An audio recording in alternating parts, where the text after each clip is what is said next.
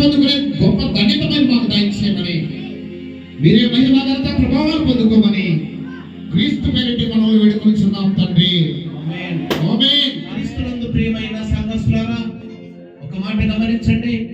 మన చేతుల్లో ఈ క్యాండిల్స్ ఉన్నాయి, కొవ్వొత్తులు ఉన్నాయి. ఈ కొవ్వొత్తి చేసేటటువంటి పని ఏంటంటే తను తాను కరిగించుకొని మనకు వెలుతురిస్తుంది.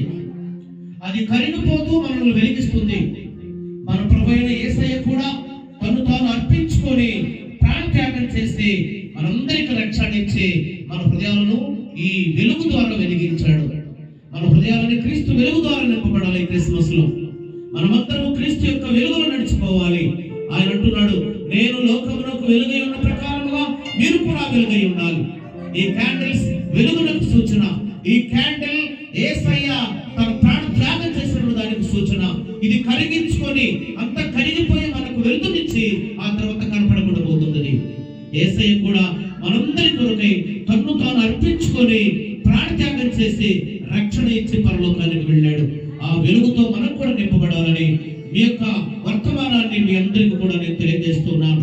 కాబట్టి క్యాండిల్స్ దేవుని యొక్క మహిమార్థమై ప్రతి హృదయము క్రీస్తు వెలుగుతో నింపబడాలని దేవుని మాటలు మన ఆత్మల మేలుల నిమిత్తమై ఆశీర్వదించునుగాక. ఆమేన్.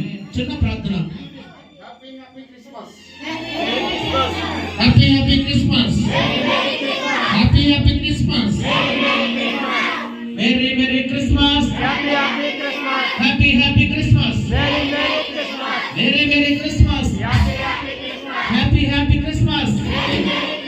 మీ అందరికీ ఈ సెమీ క్రిస్మస్ దీవెనలు మాన్సవరం బ్యాప్టిస్ట్ సంఘమునకు దేవుడు కుమరించబడును గాక.